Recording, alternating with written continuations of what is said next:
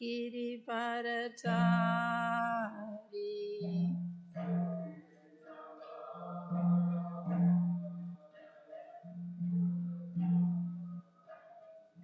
Yasodanandana Prachachanaranjana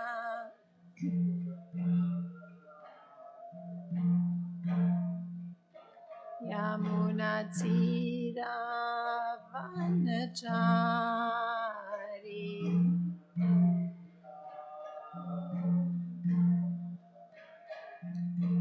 Jaya Radha Madhava Kunja Bihari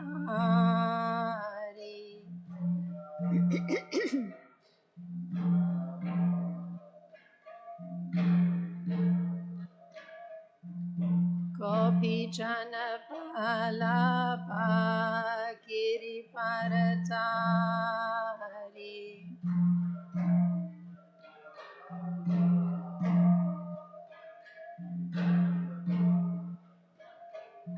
Yasodanandana Prajajanaranjana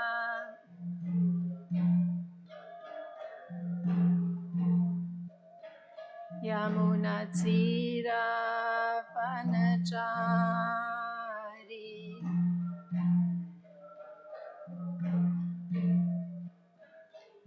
Jaya Radha Madhava Kunja Bihari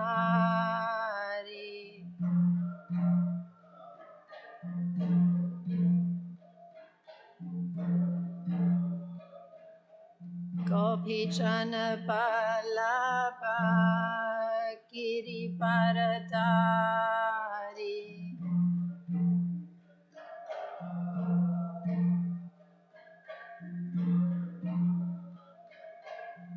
Yasodanandana Prajajanaranjana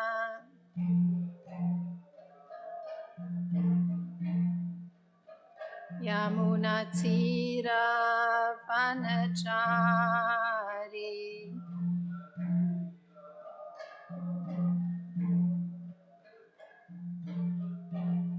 Hare Krishna,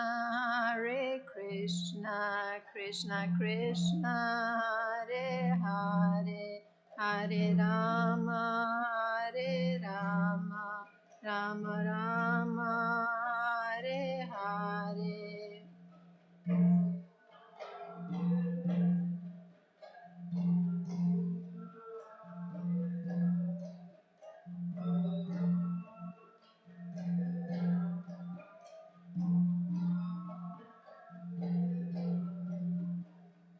Hare Krishna, Krishna Krishna, Hare Hare, Hare Rama, Rama Rama, Hare Hare.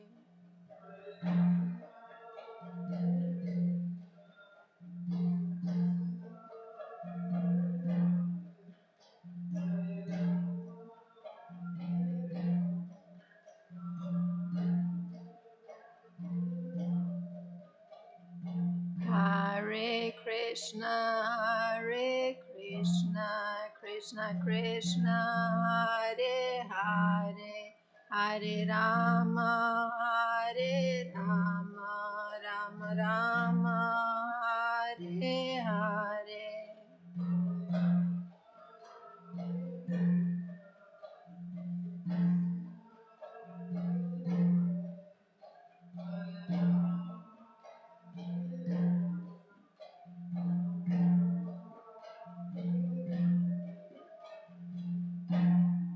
Kishore Kishori ki jai, Jagannath Baladev Subhadra Marani ki jai, Gonitai ki jai, Srila Prabhupada ki jai.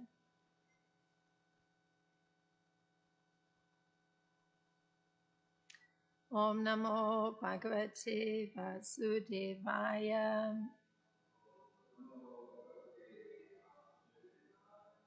Om Namo Bhagavate Vasudevaya. Om Namo Bhagavate Vasudevaya.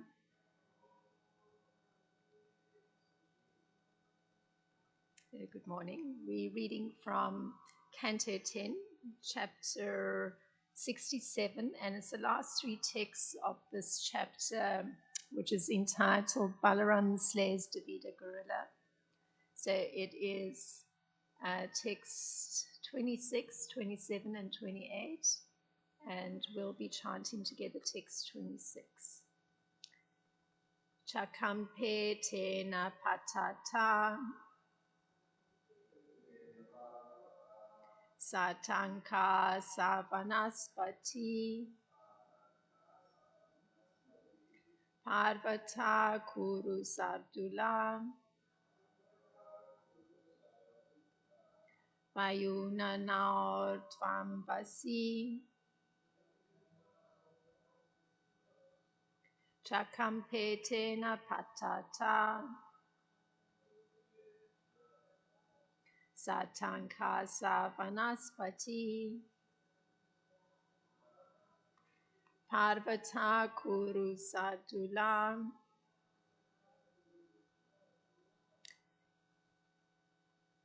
vayuna naur tvambasi chakampe tena patata satanka savanaspati parvata kuru sardula ayuna now tvambasi. Please chant. Chakampe tena patata satanka savanaspati parvata kuru sardula ayuna now tvambasi.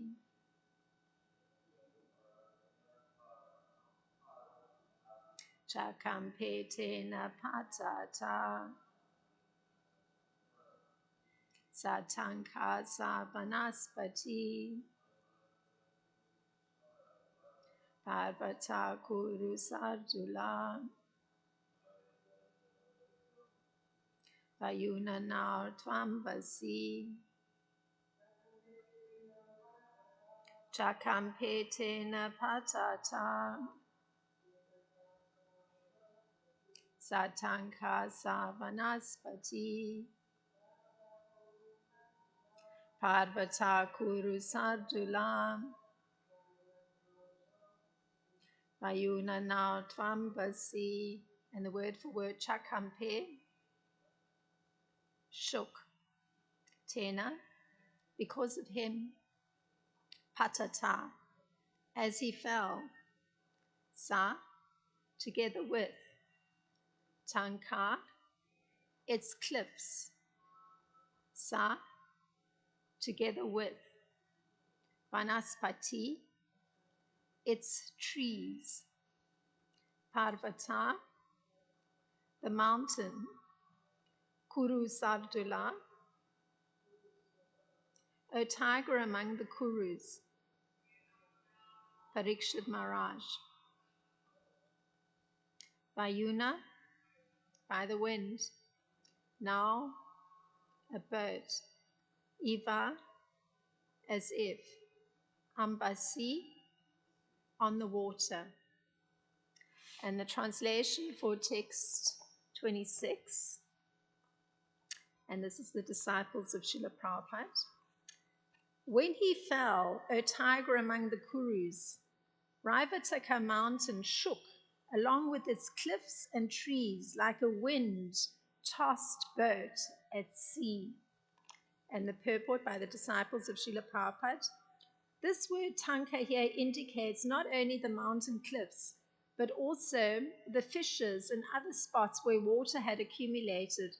All these mountainous areas shook and trembled when Vivida fell. And then text 27.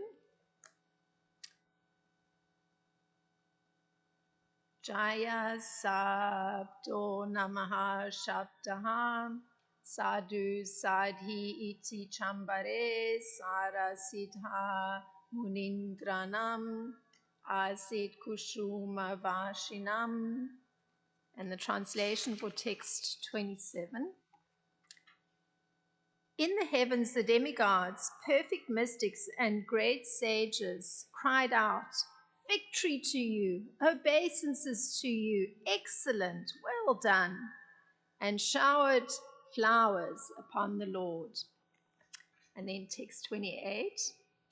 Evam nihatyad vividam jagat vyatikaravaham samstuyamano bhagavan janai swapuram avishat.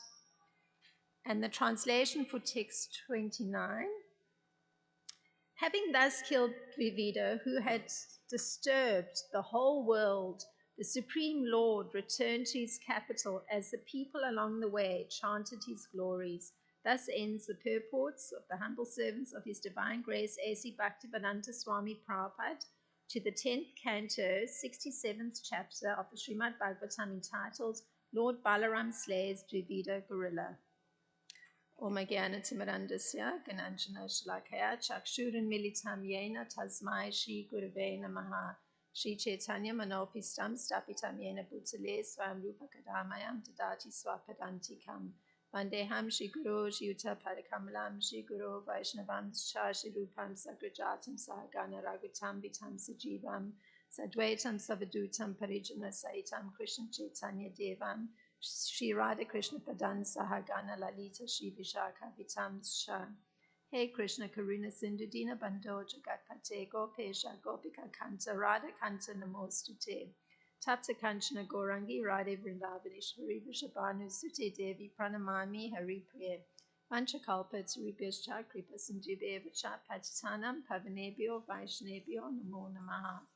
Nama Om Vishnu Padaya Krishna Prasthaya Bhutale Srimata Romapada Swami Iti Namine. Nama Om Vishnu Padaya Krishna Prasthaya Bhutale Srimata Bhaktivedanta Swami Iti Namine.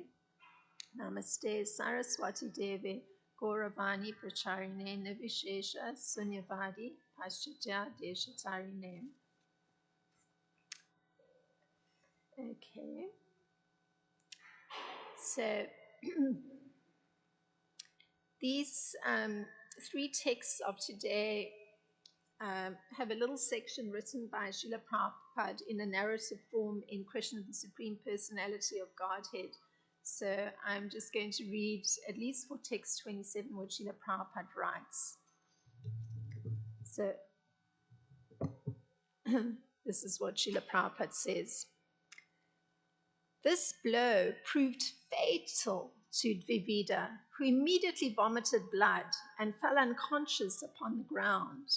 When the gorilla fell, all the hills and forests appeared to totter. So that's Srila Prabhupada's writing. So the emphasis placed by Srila Vishwanath Chakravarti Thakur in commenting of text 26 is on the word tanka. So you can look there, there's the word tanka.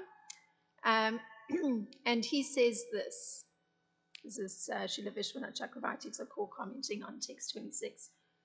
According to Amara Simha Trikhanda Dictionary, the word tanka means leg, mountain cliff, shovel, a stone cutting chisel, or the wood apple fruit.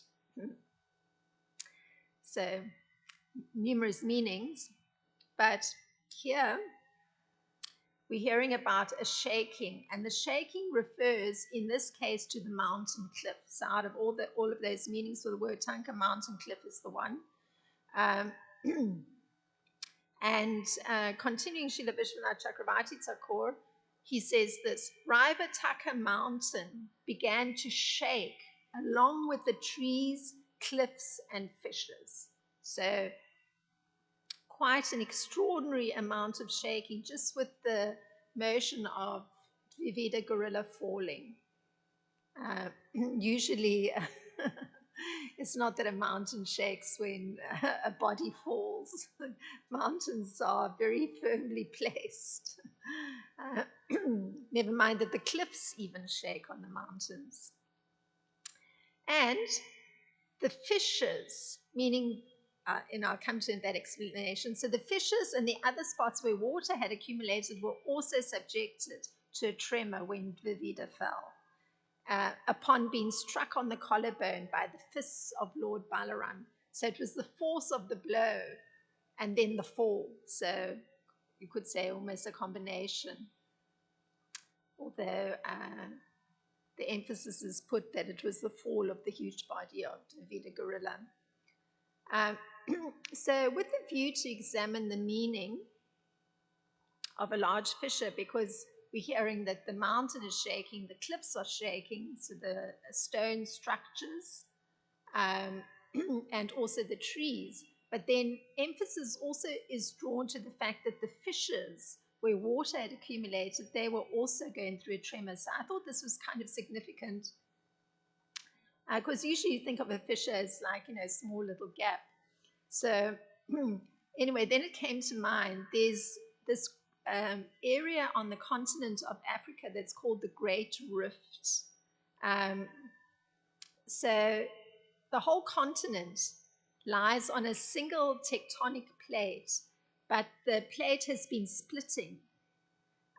So it's forming the world's most, this very huge geological feature. So this Great Rift, as it's called, is a fissure that extends approximately 4,300 miles. Imagine. It's from the Indian Ocean of Mozambique, or Maputo as it's known, traveling the whole length of East Africa through to Lebanon in the Middle East. So there's actually this split that's happening, that entire length of the continent of Africa on the eastern side. So in places where the stretched crust, because the earth has a crust, so the crust is getting stretched, where it's fractured, volcanoes have formed. So it's like the earth is erupting. And even blocks of the earth's crust have just lifted up because of the internal pressure. So it means that, in a sense, East Africa is continuing to break away from the rest of the continent. That's actually what's happening. And this rift has caused trenches, so actually like depressions in the earth. And these trenches have filled with water. So, in fact, one of these trenches that have been caused by this great rift and the shifting that's happening with the tectonic plate of the crust, of the Earth's crust, is that one of the world's deepest and longest lakes, Lake Tanganyika, has formed. So imagine this. This is just our Earth. It's 400 miles long, and it reaches 4,900 feet deep. This is just on our Earth, this extraordinary phenomenon. So it means that the lake bed is something like 2,000 feet below sea level. I mean, that is how deep this fissure that was created, and the gap that came to be there was filled up in this kind of way with water. So I'm just drawing attention to this phenomenon in our world and our particular globe, because of the fact that we're trying to understand why the Bhagavatam is drawing attention to fissures being filled with water, and that they're the ones that are also experiencing the tremor of Dvivida's fall. So hence I've gone into this little description. So Dvivida's fall caused that kind of tremor of even a huge body of water that's resulted from, a rift in the earth's kind of crust, you could say. So Srila Sanatana Goswami, he notes that it's astonishing that even in the Mahabharata, this kind of shaking never took place.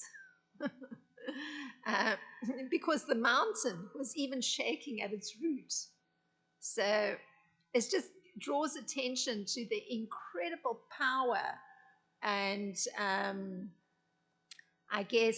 mass of this body and force of this body of Dravida, combined, of course, with the force that impelled that body to form, which was the fist of Lord Balaram. So in the particular fight with, and this is, I'm going to look at the little description that leads up to this point. And this is how it's described, that Lord Balaram would not strike Davida with his own weapons, the club or the plow. And this is very significant because Davida had used up all the trees from the forest and all the stone slabs from the hills, like every single one. And all he had left, because he denuded the forest, he basically lopped off many of the cliffs because he was using big stone slabs. So when he'd used up all of that, he was just left with fists.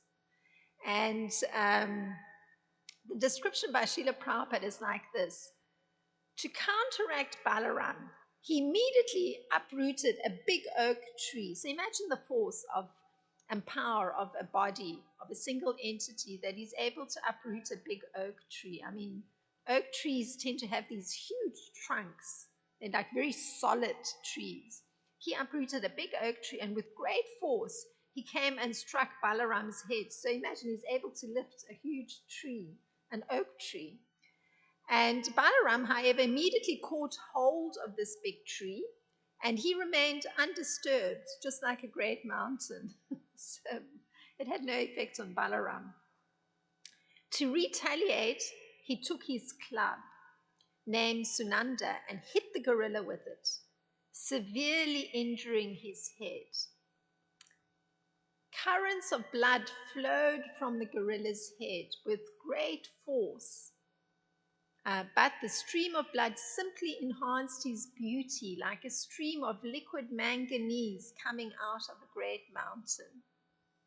So, because the blow is being struck by the club of Lord Balaram, Dvivida gorilla becomes beautiful because the blood that's flowing is described, I guess, as like mountains generally have a curve. So the blood is flowing in a curvaceous way, so it's compared to liquid manganese, so like a special ore that's coming out of a mountain. So the striking of Balaram's club did not even slightly disturb him. So imagine, again, the great force of this body. This blood is flowing from his head. He's not disturbed in the least. On the contrary, he immediately uproots another big oak tree. And after clipping off all its leaves, so he takes that trouble, he pulls off all the leaves. And again, he struck Balaram's head with it. But Balaram, with the help of his club, he tore the tree to pieces. So imagine also how powerful the wielder of that club has to be, Lord Balaram, because just thinking of how massive the trunk of an oak tree is, and he's actually striking it into pieces. Generally when you see persons having to use a sharp blade instrument like a chopper to try and cut down a tree, you see them working and working and working. And you hear, Lord Balaram's just slicing with his club this huge oak tree that Davida gorilla is trying to hit him with. Again, Lord Balaram tore the tree to pieces by the striking of his club, and the gorilla Davida would clutch another tree from another direction and again attack Balaram in the same way. So he just wouldn't give up. He was very persistent. As a result of this continuous fighting, the forest became treeless. When no more trees were available, Dravida took help from the hills and threw large pieces of stone like rainfall upon the body of Balaram. So again, this huge strength that's there, he's actually able to throw, just to lift a huge slab of stone is difficult. He's able to pull the stone and actually hurl it at Lord Balaram, one after another, huge slabs of stone. It's described that he did it with such frequency that it was like rainfall upon the body of Lord Balaram.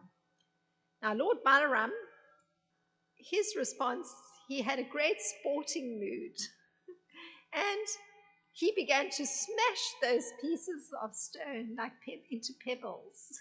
So again, the usage of a club, and then imagine the great force. It's very difficult to shatter a stone. Even a little pebble, it has to be pretty porous to be able to shatter it. And these are described as huge slabs of stone.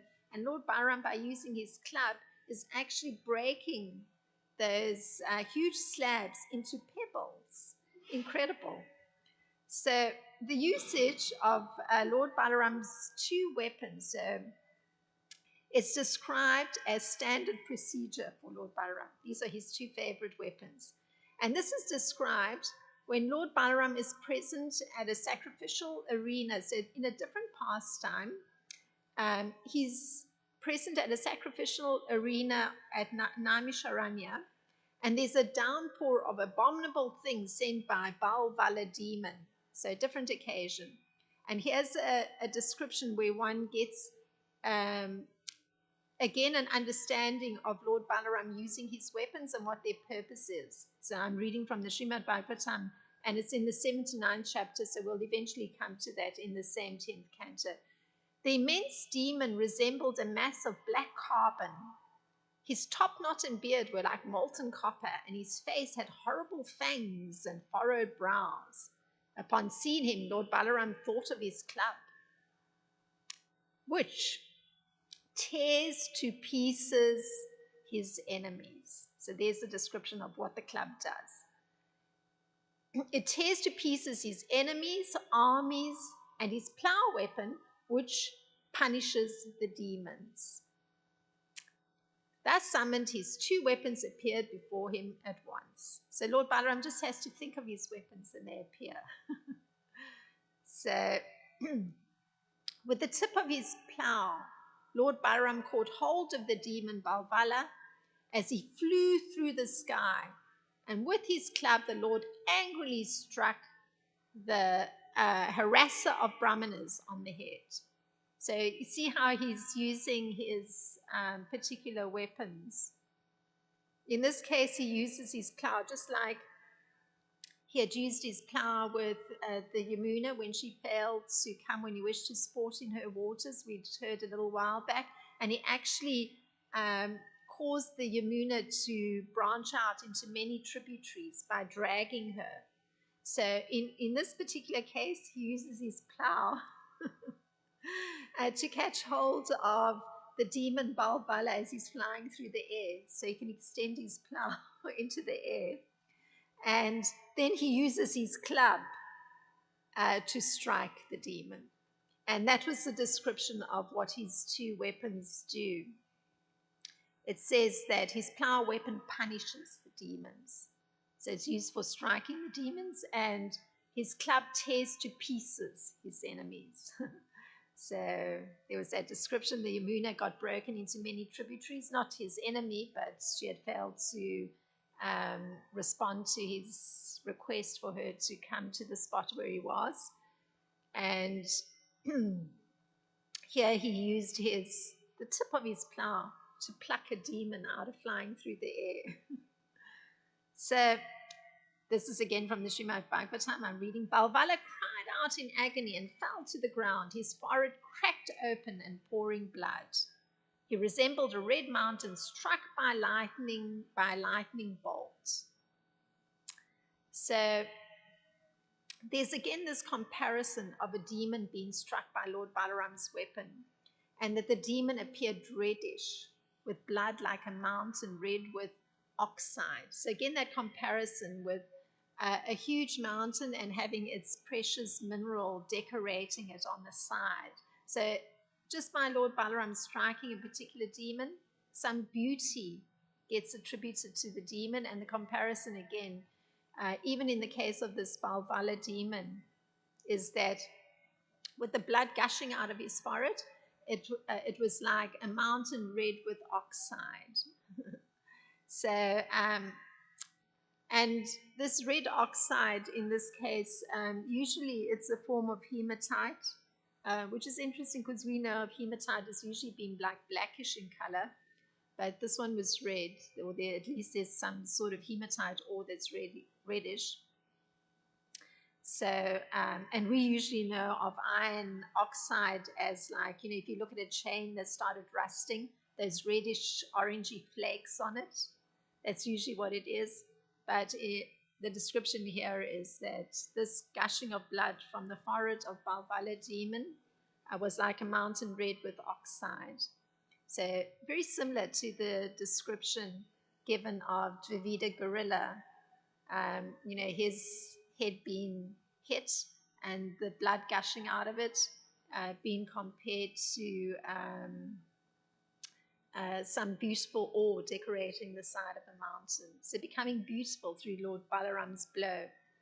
Now, text 27 has Jiva Goswami, and I'll read 27 so that we can refresh.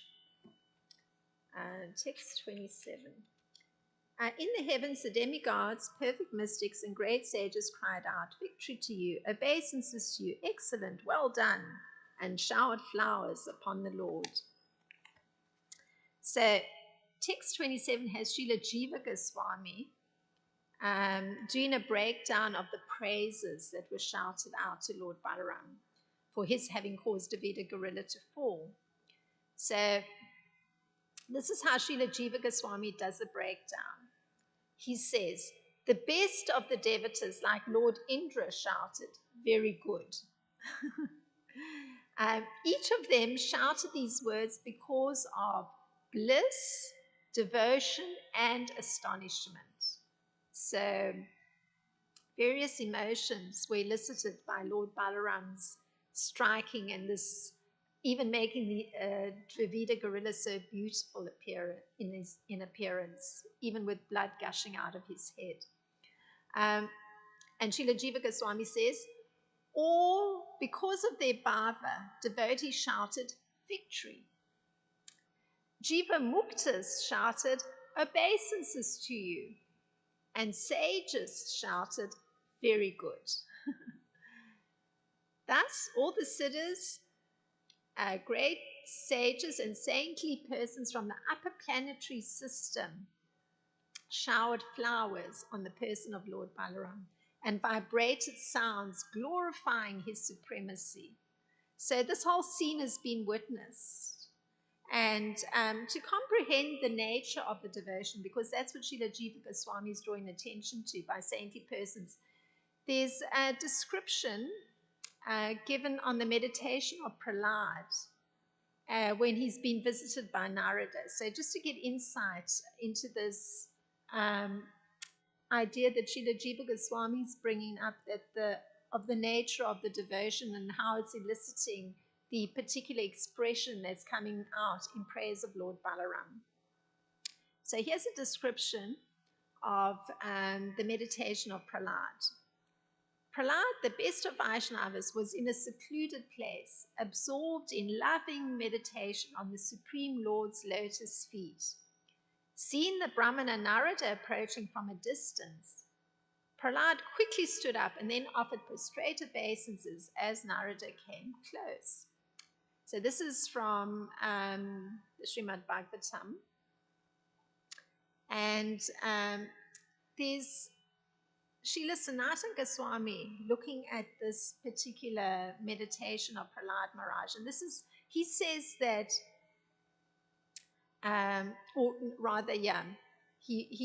actually this is from, I made a mistake, this is from Srimad Bhagavatam Rita of Srila Sanatana Goswami, this description of Prahlad Maharaj's meditation. Sorry, I made a mistake.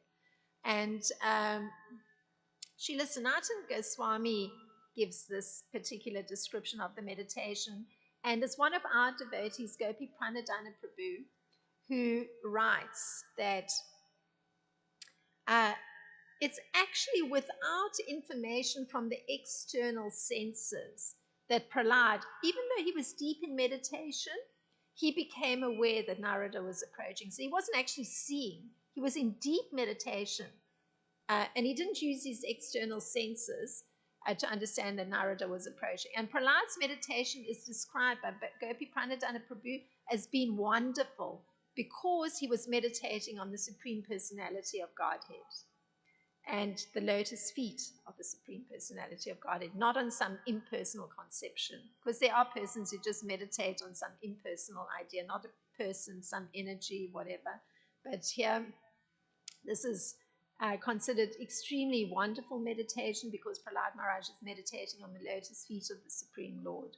So his concentration was so fixed that when he became aware that Narada was approaching, he could not respond at once.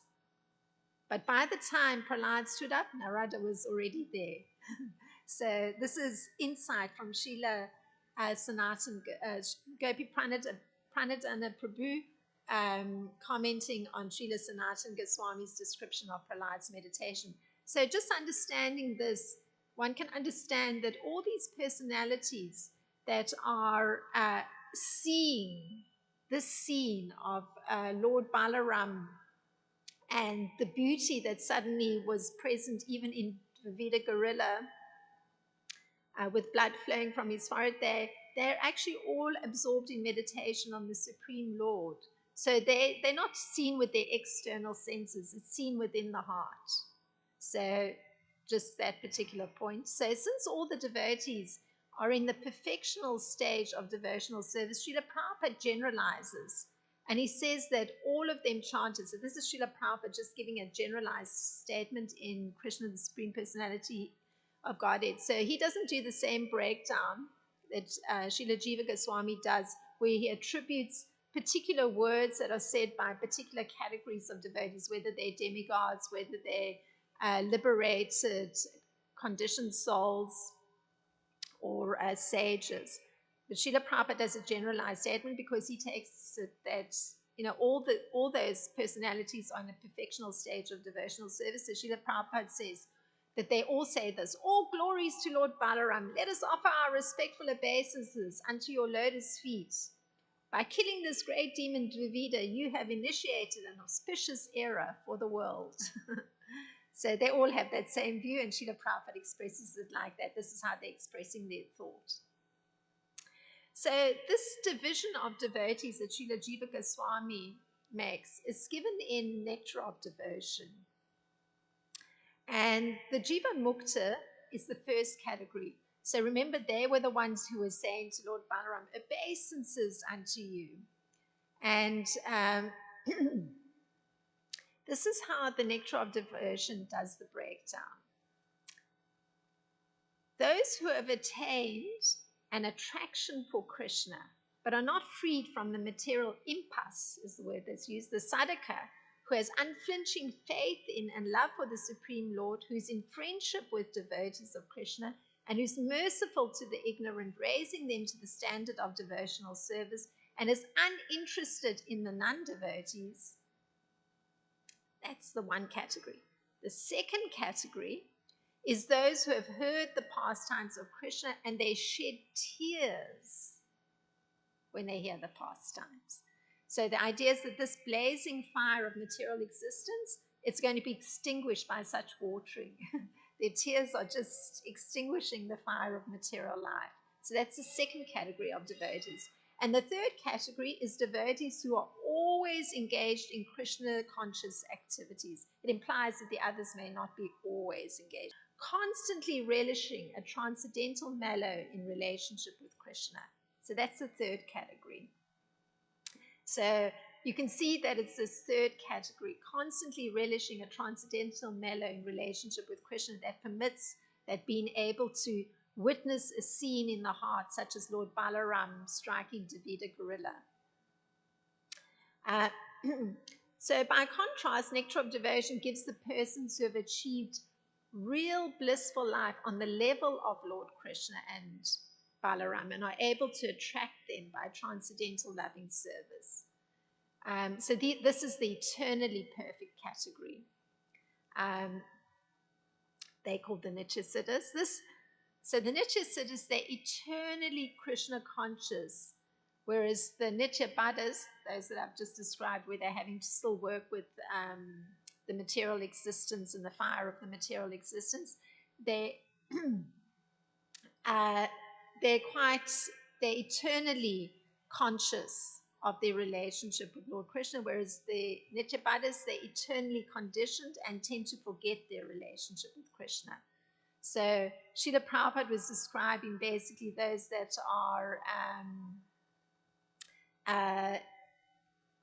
in their relationship with Lord Krishna, and hence the particular statement that they're making, that Lord Balaram is bringing auspiciousness to the whole world by his killing Devi gorilla.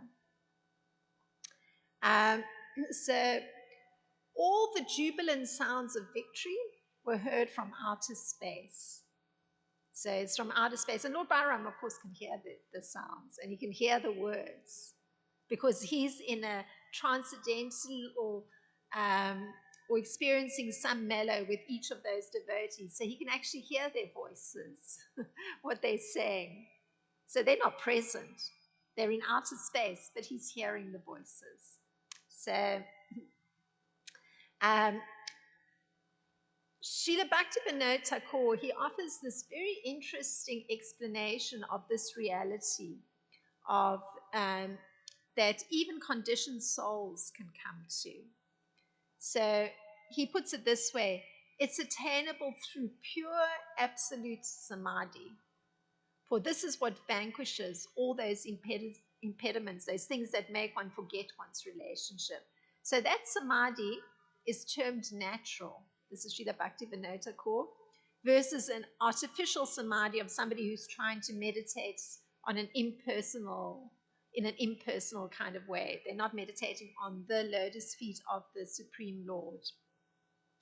So the reason it's termed natural is that the soul is spiritual, and therefore the quality of self-knowledge and knowledge of other objects are naturally present in one. And since such qualities are the constitution of the nature of a living entity, then one understands that there's natural samadhi, because there's that natural ability. It's part of the soul's constitution to be able to have knowledge of oneself and knowledge of other objects. So by taking shelter of this samadhi, this meditation on one object, the lotus feet of the Supreme Lord, the eternal truth is realized. So that's exemplified by the sounds of victory being emitted from the upper planetary system, and Lord Balaram hearing those sounds. So this is the next part of Srila Prabhupada's writing in Krishna book. After killing this demon, Dravida, and being worshipped by showers of flowers and glorious sounds of victory, Balaram returned to his capital city of Dwarka. So just ending on Srila Bhaktivinoda Thakur's explanation, self-realization comes through self-illumination. So, and learned scholars call this self-realization samadhi.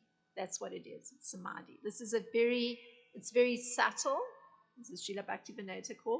And many truths, such as the living entity's faith in his existence, his eternal existence, and his relationship with the absolute truth, are realized through this natural samadhi.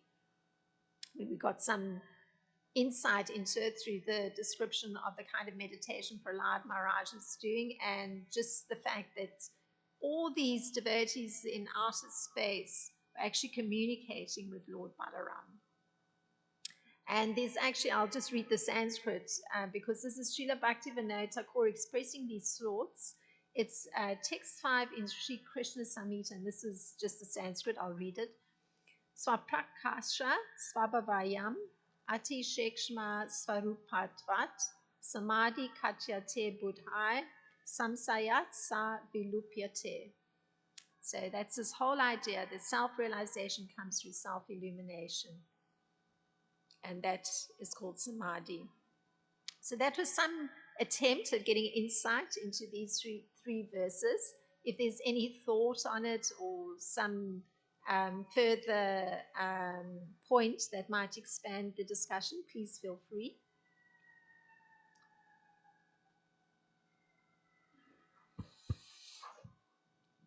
Was just trying to picture the one-on-one confrontation.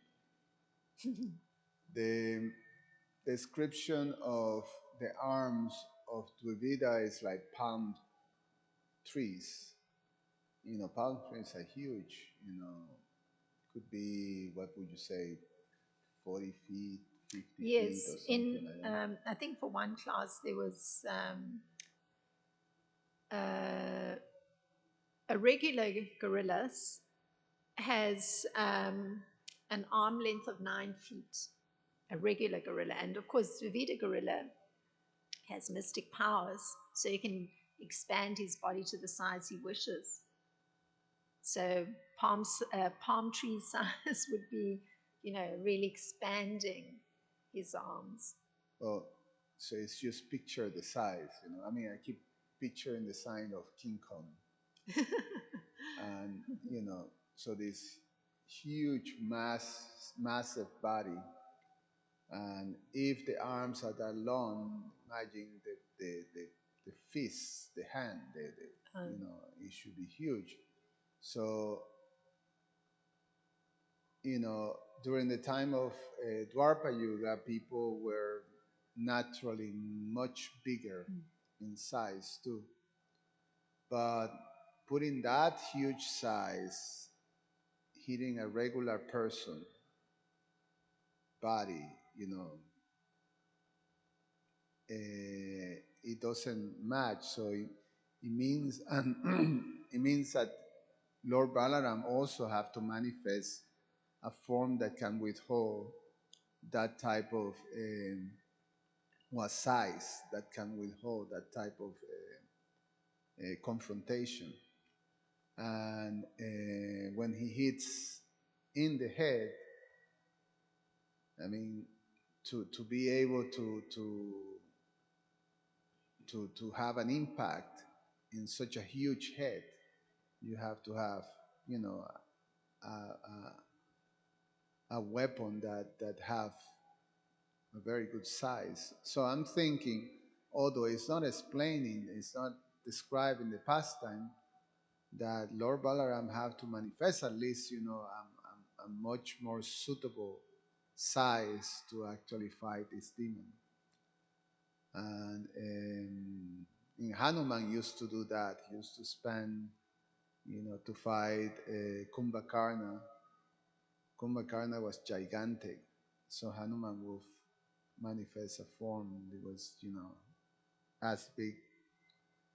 It doesn't say that for Lord Balaram, but I'm, trying to put that together. Maybe sometimes that's not necessary. The fact is that at the end, Lord Balaram just like completely smashed this huge monkey,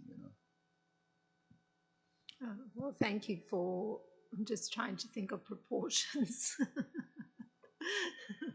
And of course, there's the, mystic perfections and the capacity to expand on the part of certainly Lord Balaram.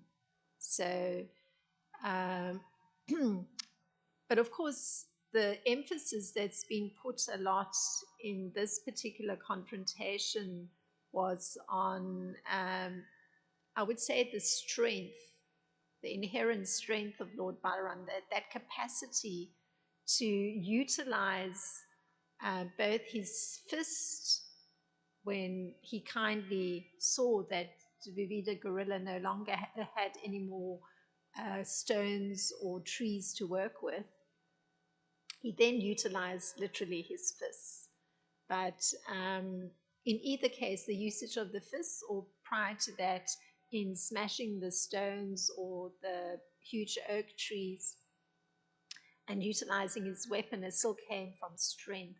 So the emphasis, I think, here was on the great strength, physical strength. But certainly when you think of the Dravida gorilla actually being able to uh, take trees from even a different direction. So he's using his he's utilizing the length of his arms to get those trees.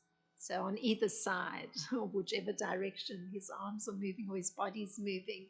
Um, so yes, one would imagine that some expansion must have happened to be able to actually even lift and clutch a huge, massive stone or a huge tree with a big circumference.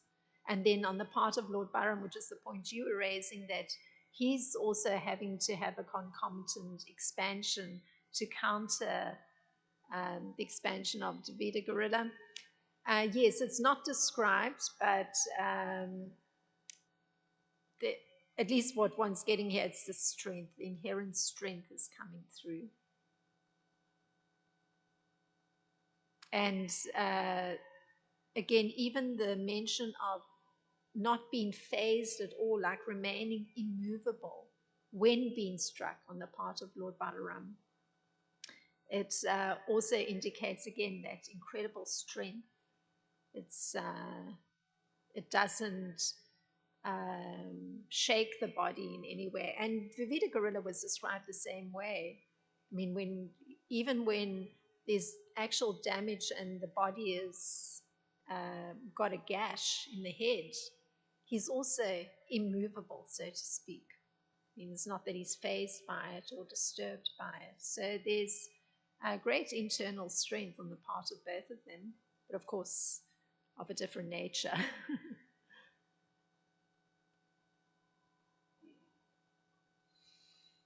Thank you, Antaji, for your class.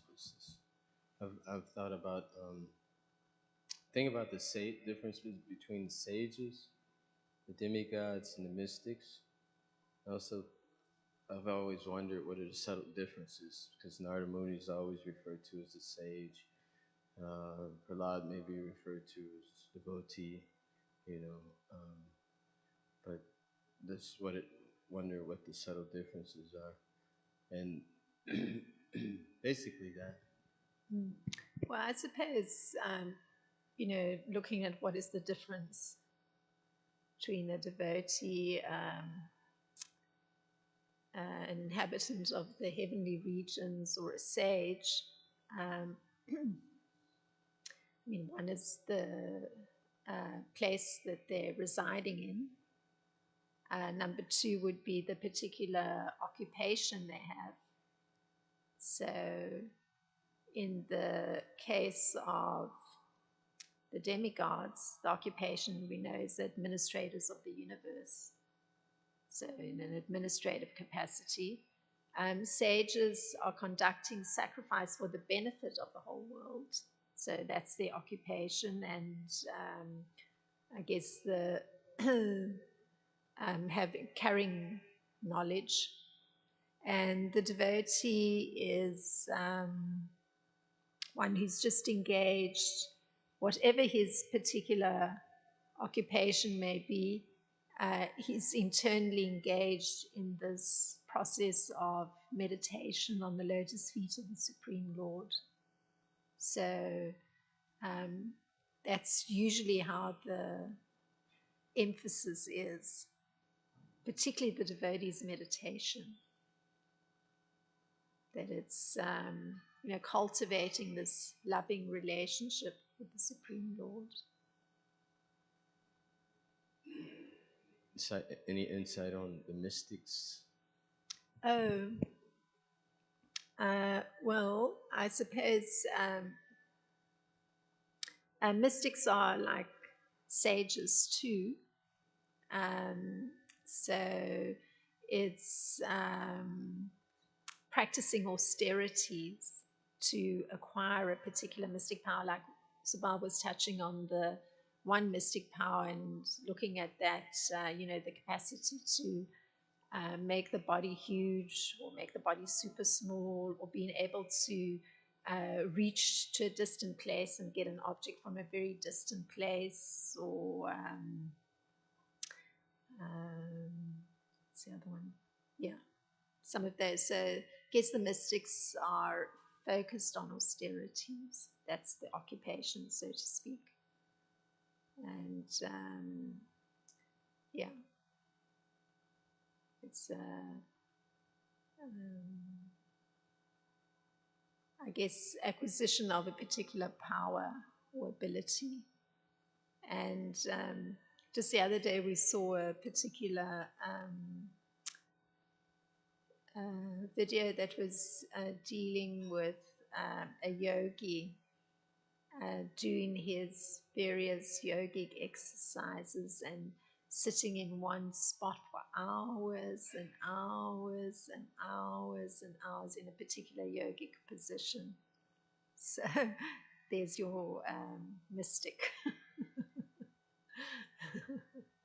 It's attaining perfection through being able to control perhaps the breath, the prana, and acquiring powers through that. You know, the getting that capacity to travel while sitting in one particular spot.